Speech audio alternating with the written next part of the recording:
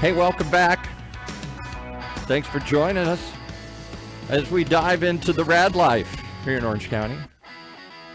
Hosted by, moderated by, the most modern raconteur I know, our resident storyteller, community activist, and all-around gadfly. Bring it, bring it. Bring it. We're talking about the one and only, you know, the RAAD life. Rod Gantos here. Thank you, Paul. Yes. I keep trying to come up with new clever ways to I know, and I'm doing. putting pressure on you because we're doing this not weekly. We've been doing it almost daily this week. I know.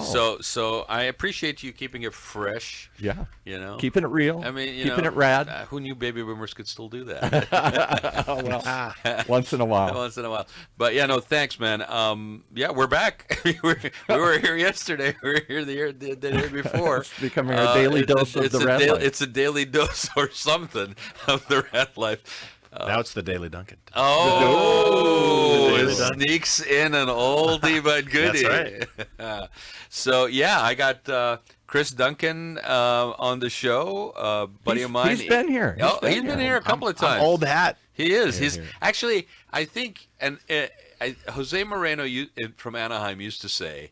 He used to pride himself on being the person who had the most appearances on the RAAD life, right? Okay. And then every time somebody would get close, he would like, "Wow, I got to be on the RAAD life again," right? So he could keep his level. All right. That's I don't like know. Chris's back. I don't know, Jose. I mean, I know you kind of like, you're not an emeritus person and all that good stuff, but Chris might have you on this one. I'm gaining on you, Jose. I think Can I just point out one thing though, with you. before you launch in? What? Chris was here on one of our other more serious, somber shows. Barry Yeah, I know. Stay was, give a shout out Let's to talk Barry. real estate. Yeah, I know. And I think he was a little more dressed today. He's I'm riding casual, the groove baby. with the RAAD life. He's got I'd say polo it's- shirt it's- and it's- flip flops. Got my rainbows on. Yes, You know, his rainbows on. Sacramento. He's representing Sacramento. One town, one team, right there. That's it. Chris has been. I think the first time you were on, Chris and I know each other from Sacramento. We've known each other for a while, and as any people that are overly engaged in Sacramento, we ran into each other all the time. And I think the first time you were on, wasn't that the first time you were running for assembly? I think it was. I think it was. Was yeah. it 20? Was it 20? Yeah, I think it was when you first ran for assembly the first time, and then he made a reference, if you picked up on it, if you were quick earlier on, about the Daily Duncan, which never ran daily. That's right. Ran Weekly was as close as we got. Even that. We got. Yeah. So That's right. Chris that got was- a little bit of a podcasting bug, and we produced a show for him called the Daily Duncan. That's right. We could go back and pull up old Oh clips. yeah. What were we talking about? Actually, It was if good. I remember, last time you ran, that was the first time that somebody, I think it was your opponent or somebody, was actually extracting stuff out of the RAAD life. Do you remember this? Out of the RAAD life, do. and they ran it, and they were like using that, and you're like, hey, by the way, they're using a clip from your podcast. We better be careful today. Oh no. Is that why- Since when? We haven't It's been too late. Is that why 7 all these years of being people careful? wanted? No. There were several people who called me and wanted copies of this later. I didn't know what. Oh they were yeah. asking about. Okay. Well, fetch a nice price. We actually don't charge. I don't know what's wrong with us, right? Yeah, that's right. Right. So, Chris, so you were on then, I think, and then we did the Daily Duncan, and then you ran for mayor, I remember. Yeah, for city council. For city council, and then you became mayor, and here you are again, Yeah, running for assembly again. that's right. So how long? Wow. What's the time span between the first time you ran and this time? Was it like That 6 was, years? it was 4 years, 4 right? years ago. So it was early 2020. Holy crap, really? I 4 think it years? was like pre-pandemic. It was for sure great pandemic. That's so wild. Maybe Yeah. it was even 2019. It was somewhere around then. And so we're at 4+ years, and Man, that's a lot of stuff in a short period A lot of of time. time- that lot of you've stuff has done. happened. Yeah. yeah. I mean, you got slopes falling on you, beach sand. You got all kinds of stuff, right? It's amazing though. You end back where you start here, right? Like, so we're back where we started it all. I love that. Full circle. Full circle. If you That's show how up on the life RAAD is. life, That's right. you'll You're show coming back. back. Watch out, because you're coming back, right? Treat RAAD light nice, because you're going to be back there with them. Can you play Windmills Off My Mind, Paul? No. It's been That's an old reference for people. Yeah, that is before my time. Yeah, that's... I'm No. getting older, but- They redid the movie. They redid the movie with Pierce Brosnan, Okay. and we're When talking was about it? the Thomas Crown Affair. Pierce Brosnan. That's another yeah, I do remember oldie. that. Come on. If you're talking about Pierce Brosnan, you're old. Yeah. Sorry. Wow. So I'm good thing I didn't say Paul Newman then, right? Wasn't it? Or was it Paul Newman who played the first one, Paul? I have no Oh idea. my God! All right, I never think mind. at this point it would be, isn't that guy on the salad dressing? I think that would be the way anybody knows. Yeah. Okay. Never mind. Bringing it back to 2024, ladies and gentlemen, and an election cycle that's taking place. So yeah, let's touch a little bit on that, because I said it yesterday, and I think it bears repeating. Sometimes when you're running, and I mean, we'll get into like why you're running. Has that changed since the first time you ran? It'll give people a little bit of background on you before getting into politics. But I think it's important to say that when you're running, and you have the ability to share this with us maybe, when you're running, you have these ideals and ideas and what you're going to do and how you want to see things done. And then you get into the seat. Yeah. And then there's sort of the realities of the job, right? Yeah. And sort of the parameters and boundaries within which you have to work, right? Right. Okay. So I want to give you a minute to catch people up on like what you did before going into office, and then why you ran the first time, and then take us to when you are now in as city council member, and now you're doing the job, right? Because how long were you sitting? So now he's the insider and not the renegade. Right, He's the exactly. insider. Ooh, that's a different position to be. Yeah, 4 years on city council. So winding down my 4 years on city council. Right, and you just basically stepped down from being mayor. Right. We rotate mayor. You're Yes. mayor rotation, which I think is that going to be up for voting now next time? So there'll be a new council after this election. Yeah. There'll be 5 members, and for the next 2 years, we will have the rotating mayor still, even though we're districts now. Yeah. In 2026, for the first time in the history of San Clemente, after nearly 100 years, we will have a directly elected mayor. So we did make that change. Wow. So in 2026, there'll be 2 council districts that vote, and the third council member will be directly elected. And I want to come back to that process, Chris, when we get a chance. But take a minute, catch people up on like what's your background, what have you been involved in? Because you've got some substantial stuff that is important and critical, more and more so every day, actually, in the doing of the job. Well, you know, I talk about 9/11, right, which yeah. just happened. I'll get to that in a second, but I think you got to go even further, right? So I was the kid on the playground when there was another kid getting beat up or pushed around or left on the sidelines, not getting picked. I always stood up for that kid. I think back and I go, yeah, I was always doing that. You're right? always doing it. I was stepping in when somebody was under threat. I was stepping in when somebody was being mistreated. I was representing them. I wasn't staying silent. Where do you think that came from? My mom. Your mom. My mom was a public school teacher in mean streets of Oakland, California, and she taught the underprivileged youth. She taught teen moms. She taught people who hadn't had all the breaks. Yeah, so you saw it by example what your mom was doing in her own field. And she did things like dress me and my brother up like Santa and an elf, and we'd go to Children's Hospital and hand out candy canes to the kids that had cancer. Right, these were kids that had a tough draw here, right, and ended up with cancer as a child. So it was always about who's sort of suffering, who needs help, how can I step up and kind of be their voice, right? And so that's how I leave people better than you found them. That's right. Yeah. And not just sit on the sidelines, but get into the fray, right? Yeah. Like Roosevelt's Man in the Arena, right? Yeah. Don't sit on the sidelines and just yell, but actually get down there, get dirty, sometimes get beat up, sometimes get knocked down, which has happened to me, but get back up and fight for those that need somebody to fight for them. So going to 9/11, I was right by the Pentagon when the plane hit. I think we've talked about this before, and it was a shock. It was devastating. My college room. I don't know if we talked about this, but my college roommate Brian Bennett he worked for Cantor Fitzgerald. He was in one of the Twin Towers, and he died on 9/11. No, we didn't mention that. And I was just in New York not too long ago. Went to the memorial again. His name's right there. It's pretty powerful stuff. But I was called at that moment, right, to step up and not be silent and to do what I could to help, right? So I joined Homeland Security. Didn't know where I was going. They sent me to El Paso, Texas, which was not high on the list. I was like looking for Miami or something, but it was El Paso. And worked on the border with Border Patrol agents and Customs and Border Protection officers to keep us safe and keep dangerous people out so we didn't get attacked again. So there wasn't another family like the Bennett family that had to lose somebody. And that was a very fulfilling career. In 16 years, I did that, working my way across the border. As an attorney, right? As an attorney, Right, yeah. Working my way across from Texas to California, Eventually, I got to be a prosecutor because we were bringing so many cases in. They needed somebody to prosecute them, so they sent me over to the U.S. Attorney's Office, and I was a special assistant U.S. Attorney and federal prosecutor, prosecuting these border cases, prosecuting drug smugglers, people who were smuggling other people, right? And there's a victim in that scenario, right? Those people are being taken advantage of. Yeah. They're paying a bunch of money. They're having to work in servitude for the people the cartel who smuggle them across. So a lot of them are trafficked. And so we took down those operations. So I got to do that, and then get to the end of 16 years.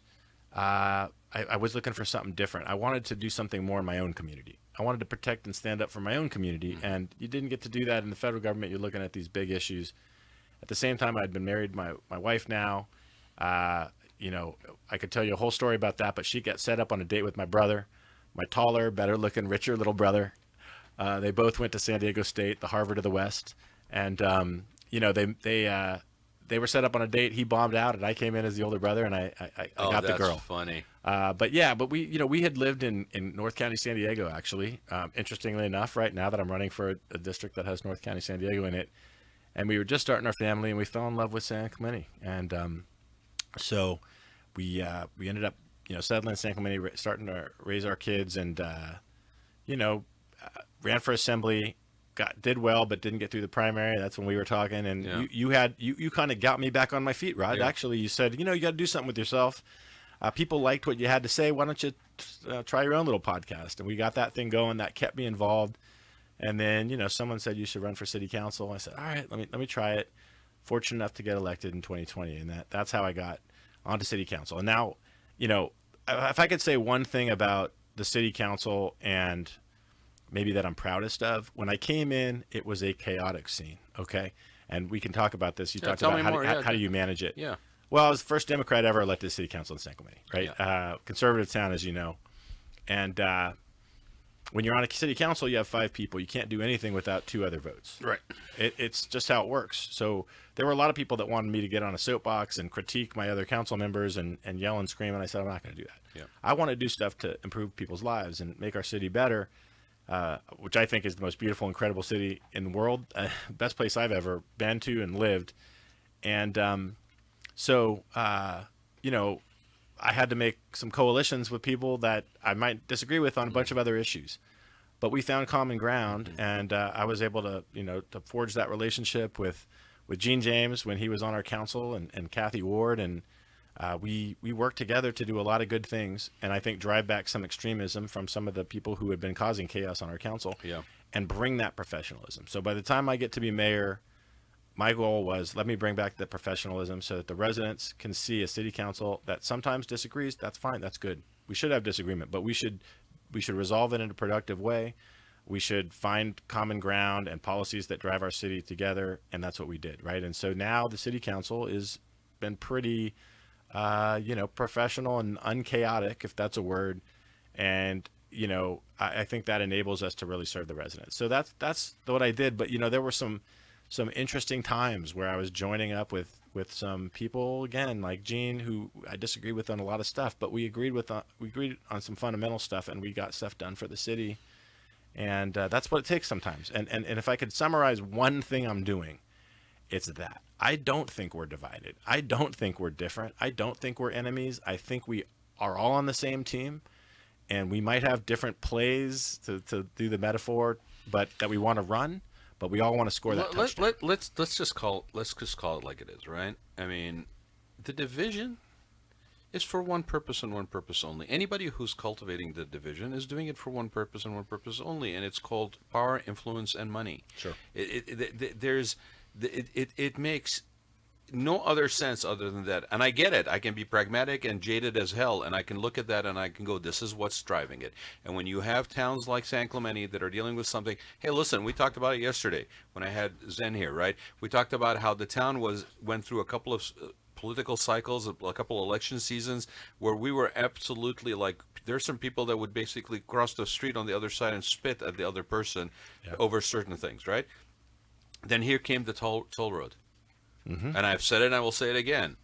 Give me an address. I'll send a thank you card to the toll road agency for unifying San Clemente. That's a great point. Because that's exact. You people that wouldn't even look at each other across the street were lockstep locked arm in arm, fighting against a common goal. I think the division comes when there's special interests, different agendas that may be coming from outside or internally to divide us. Because to your point, when it comes to something that is we need a solution for a situation. Right. There's something to coalesce around, Right. to work towards. We may have different approaches of how about to do it. We have that conversation, but the underlying effort is towards finding a solution. And unfortunately, there's too many people that don't want the solutions, and they actually want to perpetuate the problems because that's how they keep the problems going. Unbelievable. That's so true, right? Look to who benefits by the divisions. Go back to 9/11. We were united. We were patriotic. We were cheering. We were crying. George Bush was on top of that flaming mound with the fire captain, and we were ready to charge the hill together. Right. Didn't matter what political party, age, gender, sex, race, ethnicity, religion. And it's a shame that it took that to bring us together. It's a shame that it took a threat of driving a toll road through the middle of our city to bring us together. Well, sadly, that's the human condition. Yeah. You know, Chris. I mean, I think to a certain extent you can even reflect on that being some of the almost biblical problems in the Middle East. Like you got these things where it's like there's too many interests involved, right? And I keep reminding people, okay, about San Clemente. Like people assume San Clemente is one way. Okay, San Clemente was built. You know this. Okay, was built by a Barnum and Bailey character called Ollie Hansen that basically was a person who sought the nomination for vice president under the Bull Moose Party of Teddy Roosevelt. Yeah. Okay, the guy who funded and financed the consortium that put San Clemente on the map was a guy by the name of Hamilton Cotton. Hamilton Cotton was a mega fundraiser for the Democratic Party and a friend of FDR, and the reason why we have a train track that runs to San Clemente is because the train with FDR would stop at the old what became the Nixon White House, the Western House, and Hamilton Cotton and FDR would play poker or whatever. They would meet in the gazebo that is still there and talk about it. How does Ole Hansen and Hamilton Cotton, on somewhat of a sort of a liberal Republican and a Democratic side of the fence, come together? Because FDR and Teddy Roosevelt are cousins, and Ole Hansen has somebody from his family that worked on the Roosevelt ranch or whatever it is. I don't know if I've heard this whole story before. Yes, This is good stuff. Right. No wonder you're the president of the Historical Society. I was, okay. About 13 years of being on the Historical Society will tell you that, right? But the thing about it is this, okay? Even under those circumstances, it wasn't about red and blue. Right. It was about only one color, green.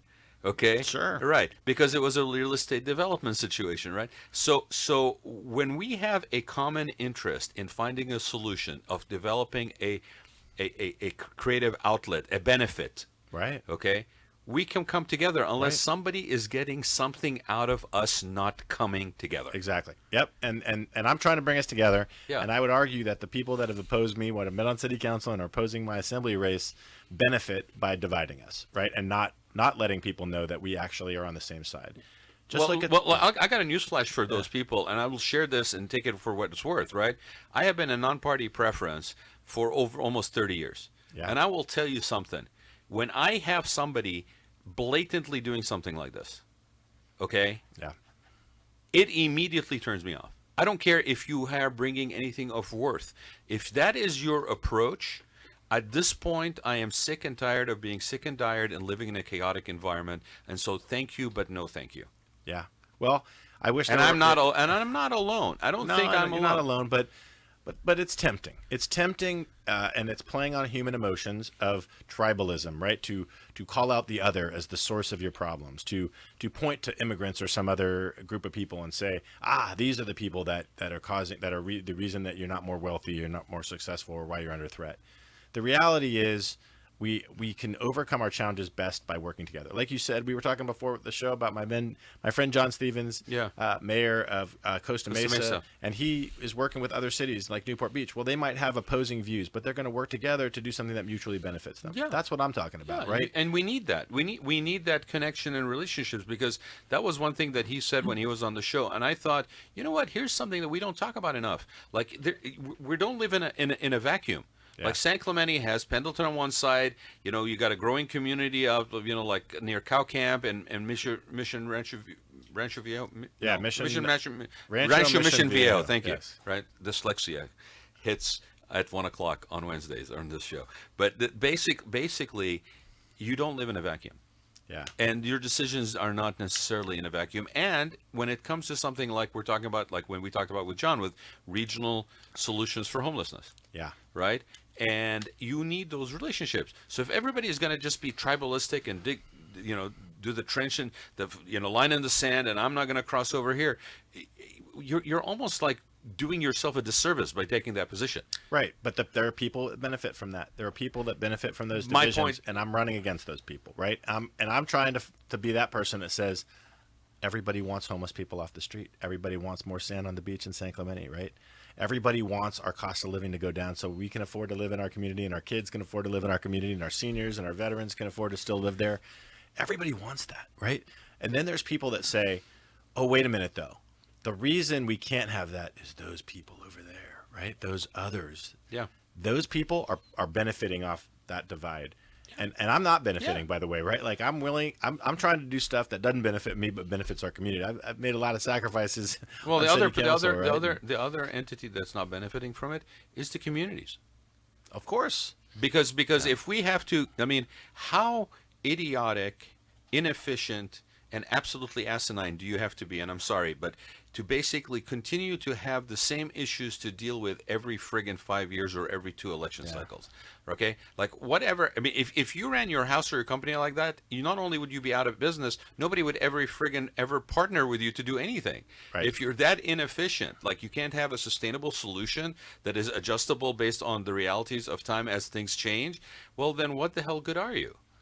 Well, again, I tend to think we actually fundamentally agree on so much of this stuff too, right?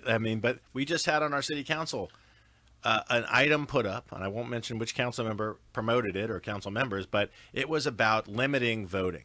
Yeah, it was about, discussed already on the show. And I'm like, yeah. We want more people voting.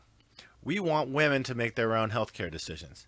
That's what everybody wants. There's a small minority out there that may be against that stuff, but they create a divide by trying to convince people that there's a whole segment that actually want to do all these terrible things, and it's like, no, everybody wants freedom. Everybody should want everybody voting. We all want a voting integrity system, or a voting system that's got integrity. But the people who throw the wrench in it, they know they can't win with the majority. They know that the values that they have are different, or the values they're promoting, so they have to create this false divide. Right, and here's the crazy thing: if you can't compete because you don't have what it takes to compete, okay, and you have to do all of these things, whether it's gerrymandering, whether it's changing and remapping things, whether it's basically trying to do voter suppression, whether all of this stuff, if that's what it takes for you to win, okay, and you're standing there flying the flag of capitalism, I call bullshit, because you can't compete, and the number one thing is to be able to be competitive. Yeah. If you can't be competitive and you need to be subsidized by these things, Right. okay, then you're being subsidized in order to increase your position, to improve your position so that you can compete, right? Right. Well, and let me make this point on the women. Look, this is a political tactic. Yeah. It's not about healthcare. The reason that they don't want people voting is that they know that the poor people that they're going to try and get to not vote, and the young people that they're going to try and get to not vote, don't like their ideas. The reason that they attacked women and tried to limit women's reproductive freedom is because they want to take that political power from women. They want women to be second-class citizens that have less rights. So I'm going to say something to you that I have said privately, but I have never said on the show. But I want to basically tell you this, okay?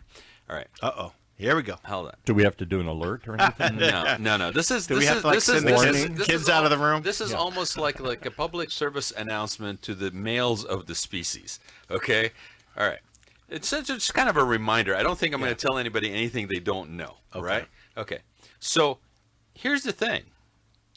What age do you have to be as a male of the species to know that one of the worst things on the planet that you can do is piss off a woman?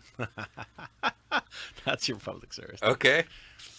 So, gotta agree with let alone piss off a nation of women. Yes. Right? Yes. Okay. So and then if you're going to do that, if you're going to present know your audience, dude. Come on. It's like business 101, right? Marketing 101. Yeah. If you're going to pitch an alternative reality or something that is in a different manner, and it impacts a person or a type or a particular profile. In this particular case, women, right? Why the hell are you doing it using middle-aged men with no necks? That's your marketing perspective there, right? You get right to Like, it. where are your women? Where are those Republican women that are standing up and saying this is what should happen? Those women are pro-choice. Right, but my point is, Even like, Republican. what else do you need to know? Okay, Right. you're pissing off a whole nation of women over something. Okay, that you should, in personal background experience, know better, right? And then you're doing it through the worst possible vehicle to sell it. Well, I think they're learning after several elections that was a bad marketing maneuver. But they still can't get out of their way. They're Their still own pushing way. it. Yeah. They're still pushing it. And I think we're going to find out in this election that it was, that it was the ultimate bad maneuver, to be honest with you. But I mean, to bring it back to, the Sorry, larger, but I mean, yeah, I've been that's holding it. on to that for a while. No, I love it. I think I couldn't agree with you more. I mean, I don't know what they're doing, but I know where I stand, and that's with women, right? And that's why I'm supported by nurses and Planned Parenthood and other groups, right? Because look, this is very clear for me as a dad of two daughters as well, right? But look at our district, right? And you've got these different cities, and now we're split between San Diego County and Orange County, and like on paper might be a lot of differences. They're not. I reject that, right? I don't care if you're Republican, Democrat, and by the way, I all my friends in Sacramento are Republican, right? Like this is a false choice that we have. The to only party I was ever registered to Right. was the Republican Party. This is a false choice that we have to be with every single step of some political party these days. But our cities actually, they all want the same thing, right? Right. And we just need a leader in Sacramento that's going to bring us together to bring those solutions and cast aside all of these false divisions that I am constantly being confronted with, and I am constantly trying to overcome. I'll tell you something, Chris. Too, the thing that because I've watched you look, and I mean, I those who know me will tell you know me well enough that I'm basically an equal opportunity griller. I mean, if I've got an issue with something, I'm going to find a nice way to do it, but I will basically bring it to the surface. I'm not going to bite my tongue, but I'm not right. Well, no, but my point is with you, I have watched you. There's another layer to what you just said, right? It's not only about the fact that we all want the same thing. It's not only a fact about what we talked about where there's really there's no mountain range between San Diego County and Orange County where, we have to do Hannibal the elephants over the friggin' mountains to get to the other side, right? Yeah. Once you get through traffic in Pendleton on the weekend, you're pretty much in San Diego. But the thing about it is you also need people that are going to basically literally be there. Yes. It's not. We live in a world where people are comfortable being, behind a monitor, not in person, on their phone. Right. What I've seen from you, and I like to think that maybe part of it when we basically did the podcast for you and we kind of like put you out there a little bit more, that you then took that on when you were in city council, because I've seen you. I mean, I've seen you. Mm-hmm. On the landslide or the cliff slide behind Casa Romantica. You're there. You're on the beach. You're on the sand thing. You're physically there. I'm not hearing about this from a press release from the city council. Right? Yeah. And you're there. And it's not necessarily that you couldn't delegate that, but we need people that are still remember and understand that you got to be there, that I am hiring you to do the job that I'm asking you to do. We're still human beings. We're social creatures. We want to look at people in the eyes. We want to be next to them. Sadly, not everybody that's in office. Well, everybody in office because they've gotten away with not doing that. Here's what I'll say to that, and thank you for mentioning that. I try to get to every ribbon cutting, every event, especially when I was mayor. Right, just be there and represent our city and be visible and answer questions. But what I'm doing now, is knocking literally hundreds of doors myself, right? I go to people's doorstep in our district and I look them in the eye and they're just like blown away, Rod. Just to your point, they don't expect an elected official to go to their doorstep. That's exactly what some of the candidates running for city council in San Clemente that have been on the show said to me over the last couple of days, is that people are surprised that somebody is actually coming to their door and asking them, what are your concerns? And letting them know we value the concerns, right? And look, I think COVID is a big part of this, right? It did drive us sort of back into our holes here, right? Because we were forced to not be out there together. We've got to get back to that because there's a level of trust and authenticity when you're standing there looking at somebody in the eye and they can ask you a tough question. And I don't have all the answers, but a lot of what I'm doing is listening, and a lot of what I'm doing is just letting them know I care, right? And people don't get that feeling anymore. Right. And you can't do that over the phone. You can't do it over a Zoom. You have to be standing there with the person. So I think you've nailed it. I mean, what am I trying to do? I'm trying to be out there with the people. Mm-hmm. I'm trying to be listening to them, talking to them, and giving them access to who I am, my faults and all. And that's what people are looking for. And it's been missing, right? And in my race, you know, again, we don't need to get a ton into that, but I'm running against somebody who's missed nearly 1,000 votes in the assembly, has never been to a city council meeting in San Clemente, never been in 4 years in office. I mean, that'd be one of my first things. I'm going to every city. What do you guys need? Hey, everybody, here's who I am. I'm your assembly member, Chris Duncan. I'm fighting for you. What do you need? How can we make this happen? And then I told people too, when I go to their doorsteps, and some of them are pretty hardcore Republicans, and they got some real tough questions for me, right? As they should. As they should, and I'm ready to take them, and I'm honest with them too, that I might not have all the answers right here, but I care what they're saying, and I'm going to work to help them. I say I'm going to come back here, and I want you to hold me accountable. I want you to hold me accountable for everything I'm saying to you, and if I don't deliver, vote me out. Vote me out. I don't need to do this. I'm doing this because I know I can help our community. I'm doing this because I care about you. I'm talking to the person because I look at them in the eye and say, I care about you. I care about your kids. I care about your ability to continue to live here. And if I can't do what you need me to do, if I'm not able to deliver, if I betray my values by following some party agenda instead of what's good for the people, because I've always said I'll do the right thing even if it comes at personal cost, I said, then don't vote for me again. I'm not doing this as some kind of a game, right? I'm not part of this political machine. Right. I'm somebody that has a background as a prosecutor and now as a mayor and as a dad that I think can help push our community forward and bring us together. And I want them to hold me accountable because we don't have that. No. Now it's just all this gamesmanship and, all this money spent on nice flyers and emails and everything's painting this picture. And it's like, nah. People can see through that crap. They want somebody authentic and real who stands in front of them and looks them in the eye. I'm a voter. I'll tell you that's what I'm looking for. Let's stretch it out a little bit because I want to talk a little bit more about, you're going to be representing a district that's, what are the geographic boundaries of the district? Yeah, 74th district. So starts in Oceanside and Vista in the south. Those are the biggest cities in the district. It includes a tiny slice of Fallbrook. About 60% of the district is in North County, San Diego. That includes all of Camp Pendleton. So any Marines that are registered to vote in California, and there are a lot, and that's actually the biggest geographical area is Camp Pendleton. Then it goes up to the Orange County border, of course, San Clemente, kind of right in the middle of the district, and then north of us, Dana Point, San Juan Capistrano, and Laguna Niguel. So those four small South Orange County cities in Orange County, and then the kind of growing cities of Oceanside and Vista in San Diego County. But what I'll say is, and I love that Camp Pendleton's in the middle of the district. I got a Marine Corps flag at my house because my nephew is in the Marines. He's in Force Recon, and we are a Marine Corps district. We're a veterans district. We've got a seniors district, and we've got a lot of families, right? And there's commonality throughout the district, even though we are kind of separated by that area at Camp Pendleton. Yeah. But Beach District, Coastal District.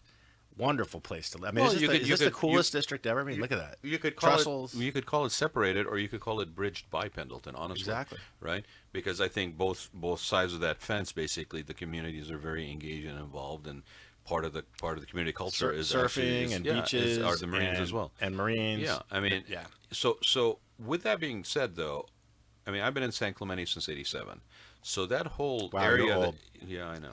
That whole area that you're talking about is an area that that is sort of coming into its own, has been coming into its own. We're kind of a little bit of late bloomers relevant to like sort of economic, increase in property values, realities of, high cost of living. Like we were sheltered a little bit for a while the rest of the county on both ends of us, North San Diego, like, Carlsbad and all that spaces, and then Newport, until we kind of got squeezed a little, right? And we've got more stuff happening. Like you got all that development with Rancho Mission Viejo. You've got the fact that there was an attempt to try to basically be an infrastructure, and we kind of changed it with the toll road. But then you got the harbor coming on. You've got open spaces that are sort of near the Casper Wilderness and stuff like that are going to probably see that. We got some new high density that went in right off the freeway, like near Cabot, right? So it's changing the nature of this sort of sleepy single family neighborhood. Plus, there's an increase across the county, but also down there, because we've been kind of like a little bit more of a retirement, kind of like older homeowners, right? We have an aging population. Yeah. We also have a younger population that basically is very vested into, like, person born and raised and grew up in Dana Point, person born and raised,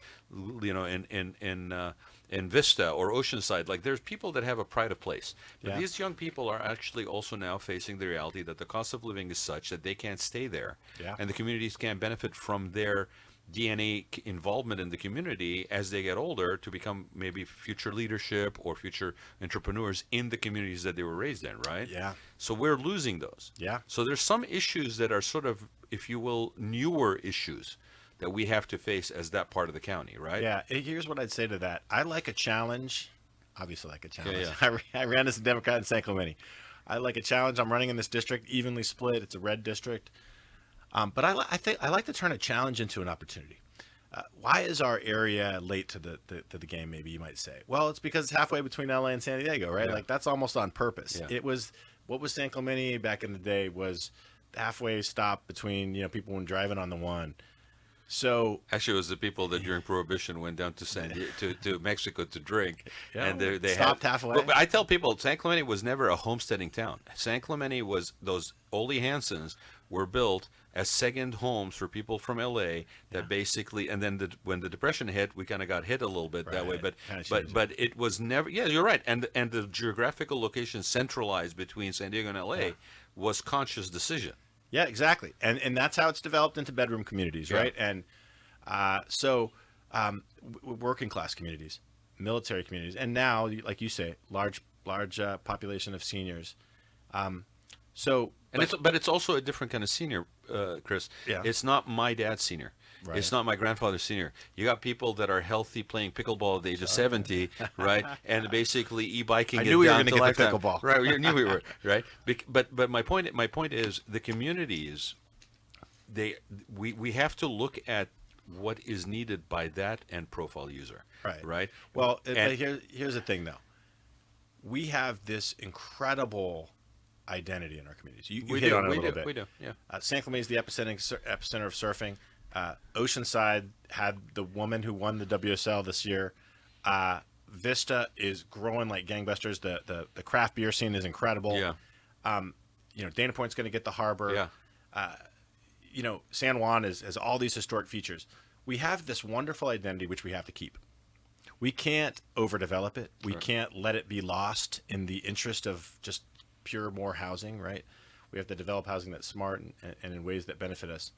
So which by the way, that being different, right, and available in a different way, is actually appealing. I'm just thinking about it from a business mindset, right? From a business mindset, if you're giving me a product and I'm a person who now basically is a hybrid worker, and I get to basically benefit from the fact that I'm between Los Angeles and San Diego because I have the flexibility in my work schedule, right? And I choose to live there. If your product is drawing me in there, I'm willing to go there and I'm willing to spend money in those communities. So it's if we just reproduce the same product that's in every community everywhere, there's no uniqueness anymore. Exactly. So we've got to keep that. That's what we do, though. We spur business innovation and activity because we are a wonderful place to live in this whole district. So people want to have their businesses there. They want to work at businesses where they can surf and mountain bike and play pickleball at lunch. And so we have that incredible opportunity there. Mm-hmm. So we can turn the fact that we aren't this metropolis, that we're not this overdeveloped business area, into our benefit. Challenge into an opportunity. And our housing isn't going to be in some big, massive apartment building. It's going to be blended into the communities in ways that people don't even recognize. But there'll be studios there for people to own and get that first nest egg home. So that's what we need to do. But and attract those businesses like we have. Sonance, Glaukos. We talked about Melon Hats. Leaders in the community. Rainbow Sandal's been there forever. They were kind of the first leaders in our community that are driving business forward, thought leaders that represent those companies, and attracting that top talent that wants to live in these wonderful places. Let's turn that challenge of being kind of in that middle ground into that opportunity to be the new epicenter for all of these innovative businesses. But that requires a clear-minded leadership to make that happen. Okay, you have to be able to be a person. Do you know anybody like that? Yeah, I know a few. But I think I think it's an opportunity between public and profit and for nonprofit, corporate and public partnerships to come into play. Long Beach did this a couple of years ago, where they set up an incubation center. They pulled in on all that Space Beach stuff. They got some amazing new industries that are happening out of there. They pivoted the usage of the harbor and there, in the port in a different way that people weren't really thinking. They reactivated stuff like the arena, which played a lot of bands there back in the day, and they brought back that as a smaller size venue space. Like, they thought out of the box. Yeah. Like, don't tear down the Miramar, turn it into an amplified sound, music center, which then does not conflict with the non-amplified sound ordinances that we have. Right. Provides this, like, you need the leadership that is willing to think outside the box, but still not lose touch with the fact that you have a unique value proposition in those towns, in the region, in the district. And you know what one of the pleasant surprises, I guess, with being an elected official is you get to be that person, right? You get to kind of find those alignments. Yeah. And because you're not in the business, right? Because you're not driving your own sort of priorities. Yeah. I've been able to do this, bring businesses together to collaborate, right? Like, so I've done that with the World Surf League, connected them with the local business Original Sprout. They become a title sponsor. I'm doing that with the Professional Pickleball Association, which has their championship in San Clemente, driving that relationship forward so they can partner with the city on improving Steed Park so that we can get more pickleball courts, but also volleyball courts, a pump track for mountain bikers, and a bunch of other features for our community there, right? So when you are the elected official and you are a leader who's looking to bring our community together, you can find those alignments and you can bring and attract businesses in and then get them working together. One of my big projects, and I want to bring you in on this at some point, is I want to bring all of these incredible businesses that I've been naming in San Clemente and in throughout our district together, and have those thought leaders come together and have an annual project. This year, it's going to be more affordable housing in Vista. Next year, it's going to be sand on the beach in Oceanside and San Clemente. The next year after that, it's going to be, something else, right? We don't even know what our next challenges will be.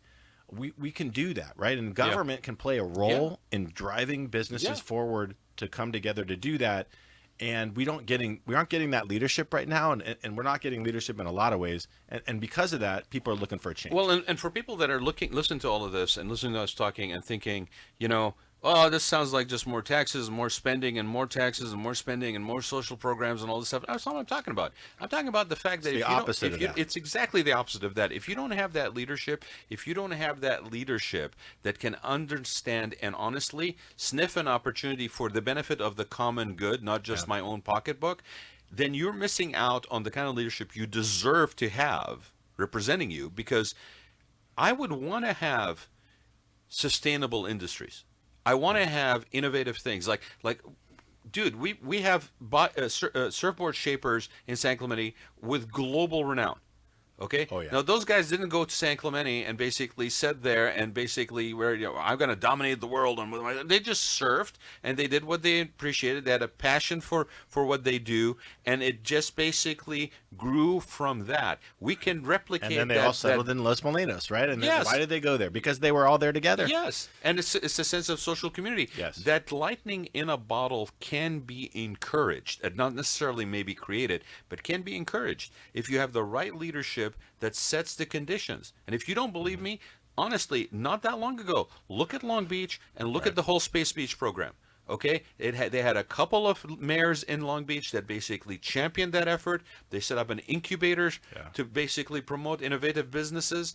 Here, we're sitting in a building in Irvine that sort of does that.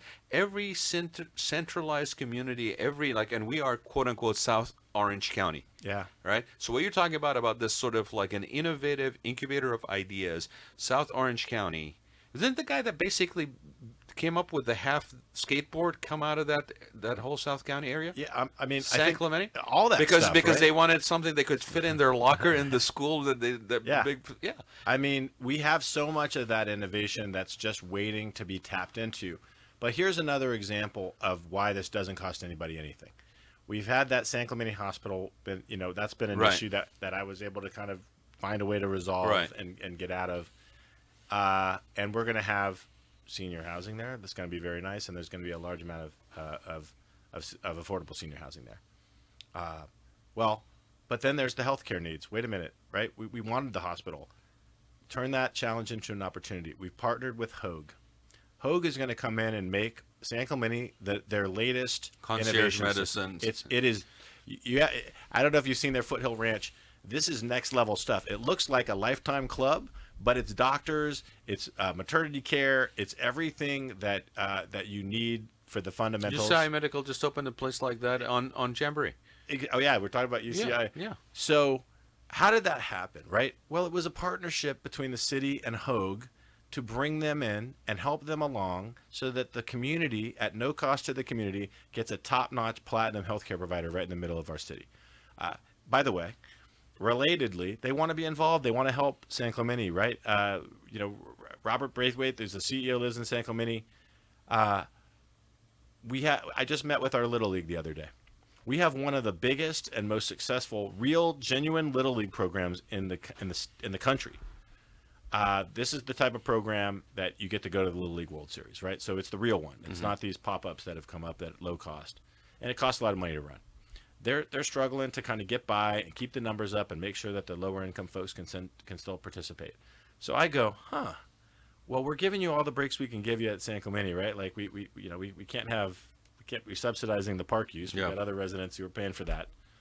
But maybe Hoag wants to get involved. Maybe they can help you subsidize your program, help pay for this, and do some marketing at our fields at the same time. So I've connected those two, right? So now you're using your position as an elected official, I'm using it in this case, to find that commonality, find the alignment, and at no cost to the community, create a better environment for Little League to thrive and help Hoag cement their place as the healthcare provider for San Clemente. And that just took effort and focus and genuine willingness to want to improve the community. But you could just sit there on your hands and say, well, let's let all these people figure it out on their own. But I don't do that. I get down in the weeds and out on the street, like you're saying, and get my hands dirty and try to make these things happen. It takes effort.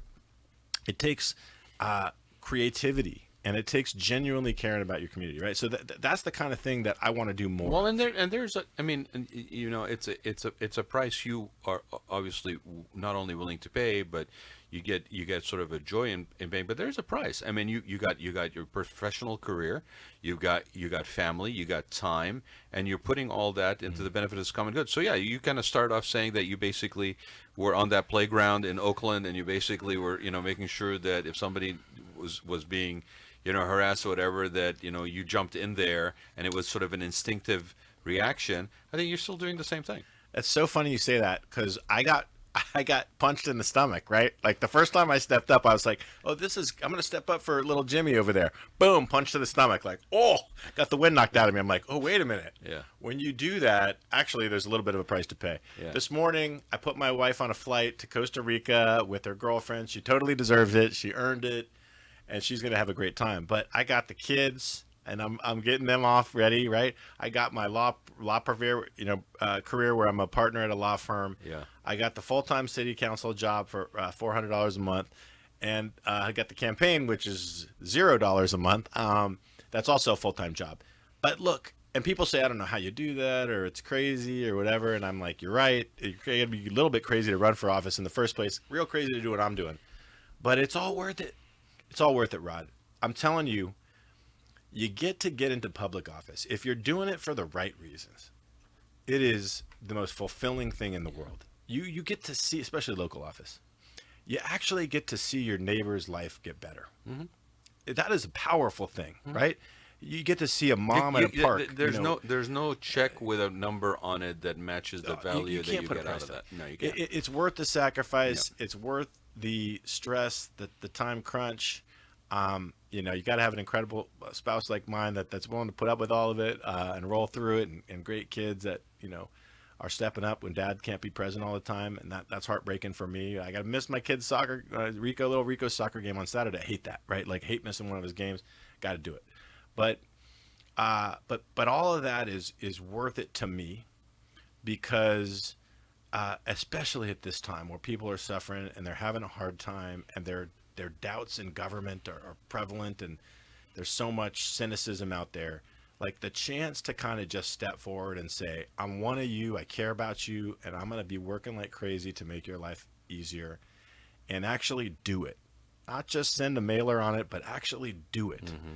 Make somebody have more money in their pocket. Make the beaches better, and make T Street more accessible with the less black ball. It's like I throw a thing in for the surfers there. That's like the greatest feeling in the world, and it's worth all, for me. It's worth all the sacrifices and the time commitments and all of that, and frankly the effects on my health. Right? I mean, I probably aren't doing that.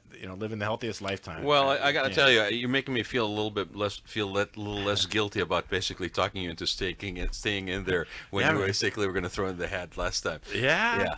But Paul, what were you going to say? Just if others want to join in, how do they join the revolution? How do they help support the movement? How do we get back to? How do they find out more about you, Chris? I love that lead in there. Yeah. I mean, well, my website is votechrisduncan.com, right? That's where you can find out about my race here. You can follow me on social media at Chris Duncan CA on Instagram and Facebook. And, and you'll be reading about our race. This will be the top assembly race in the state. It's the most competitive. It'll be the closest. It's going to be the most attention paid to it. And, I think people just paying attention, right? And making sure, again, gosh, I hear this from Republicans, hardcore Trump supporting Republicans, liberal Democrats, independents like yourself. They all say that I just want a person I can trust to vote for. And I want to deliver that for. I want to give them somebody that is part of the community, is one of them, right? Like somebody that they can relate to. Mm-hmm. And so follow me, and I think you'll see you'll see me making breakfast for my kids, and out there in the community. Today I'm going out there with Angela. We're going to give the kids some Icy's Kona. Yes, I heard the Kona truck is going to be at Maxburg Park. And so if you want to support, of course, you can find out ways to do that at votechrisduncan.com. But more than anything, I think we've got to make sure people just participate. So much in this election is at stake. And there are people running for the right reasons, and there are people running who I don't think have the right reasons and are doing it for their own personal enrichment and some other political agenda. Don't vote for those people. Vote for people who are fighting for you and really care about you and are doing it for the right reasons. One last time, the website is votechrisduncan.com. And like we've said before, and I will say it again. Get to know the people that you are voting for. Don't just tick a box, okay? I know everybody's very busy, and we're looking for those sound bites to tell us what we should think and all of that stuff. Dig into it. The reason we're doing this show, and just so people are aware, because I think it's important to point out, I've been doing this show for 7 years. Have we had one sponsor, Paul? No, just you. I was just wondering about that. How do you do this, Rod? Like, how do you afford this? Right. I have been doing this for 7 years weekly. We have 270 episodes out there, right? I mean, I please don't listen to me talk. By the way, I was also at the final episode. Yes, you were at the final, and I'm at the non-final. So much for final. Here we are again, right? Love it. It's like Cher. She keeps retiring. Every time I try to get out, they pull me back in. But honestly, I want to make it very clear. We don't get any sponsorship from anybody. We are an equal opportunity griller. I'm an equal opportunity griller, basically. And we're going to have a whole bunch of different people in the month of October. And honestly, the driving reasons for doing this, especially with the focus on election. I mean, I was doing it once a week and paying for it. Now we're doing it almost daily for the rest of the month, and I'm paying for it. God love you. Because I'm sure Paul loves me. Yeah. Keep it going. OC Talk Radio is still alive because I'm paying them.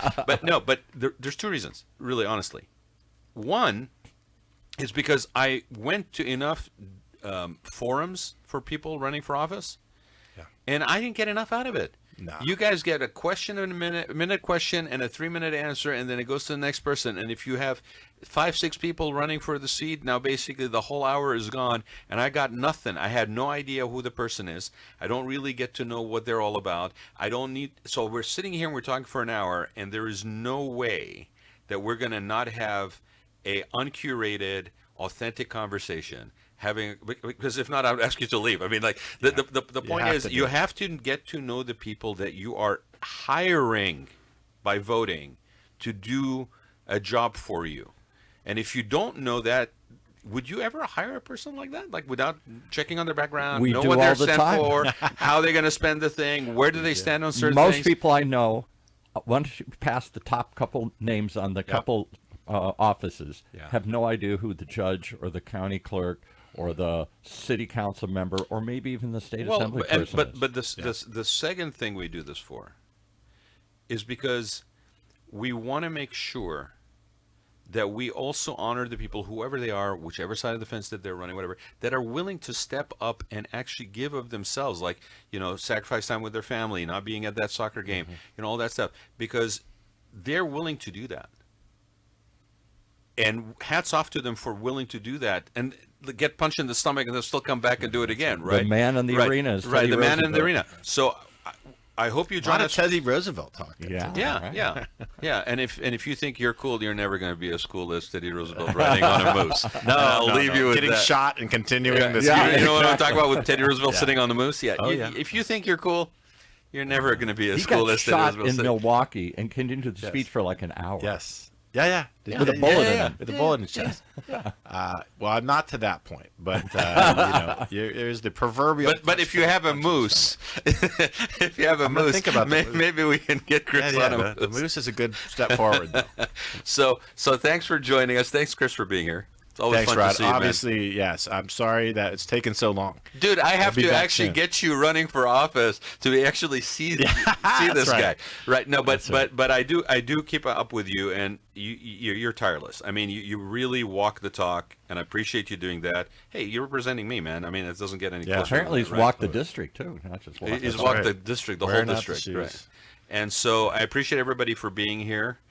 If you guys are bored with us coming at you daily, sorry, we're only going to do it for a month. But so hang in with us. More to come. We have more to people come. lined up. This week is pretty much booked out. We're already taking. We don't have reservations anybody for people tomorrow next though. week. We got Friday, but no tomorrow. Yeah, I think I wanted to take an hour of sleep. Yes. I might go look for that moose with Chris tomorrow. All right. But we do have Friday. We have somebody on Friday, and we've got people already for next week. And if you are interested in being on the show, reach out to me. I'll give the email again. The email is itstheradlife, RAADLIFE @gmail.com. We'll try to get you in, man. There's a lot of interest, and we're only doing it for the month of October. So if you're interested, let us know. I'll Did reach out someone to have you. the Rad Life Huh? at Gmail?